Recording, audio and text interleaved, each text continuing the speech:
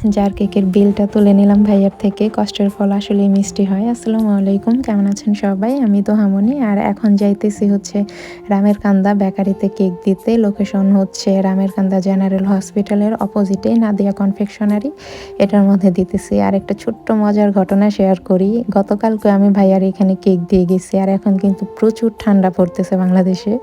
তা ভাইয়ার যতগুলো কেকের অর্ডার ছিল তার থেকে ডাবল কেক, কোনো একটা কারণবশত আমি কিছু কেক বেশি নিয়েছিলাম, পরে ভাইয়াকে আমি সবগুলো কেক দিয়ে যাই, বলি যে ভাইয়া আপনি রাখেন।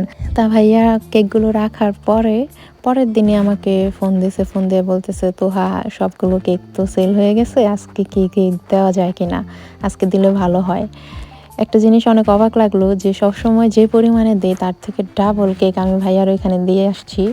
আর ভাবছি যে ঠিক আছে, একদিনের জায়গায় 2 দিন একটু বেশি সময় নিয়ে সেল হবে, কারণ আমাদের জার কেকটা আইসক্রিমের মতন, তো এটার মেয়াদ অনেক দিন থাকে। অনেক দিন বলতে ডিপ ফ্রিজে আপনার 15 দিন থাকে, সেখানে একদিনে সবগুলো কেক সেল হয়ে গেছে। যে বলে না, কথায় বলে আল্লাহ বরকত দিলে সব দিক দিয়ে দেয়, এটা আসলে সকল প্রশংসাই আল্লাহর। তাই সবগুলো সেল হয়ে গেছে। আজকে আমি আবার কেক নিয়ে আসছি ভাইয়ার এইখানে, সেই কেকগুলোই এখন দেওয়া হইলো।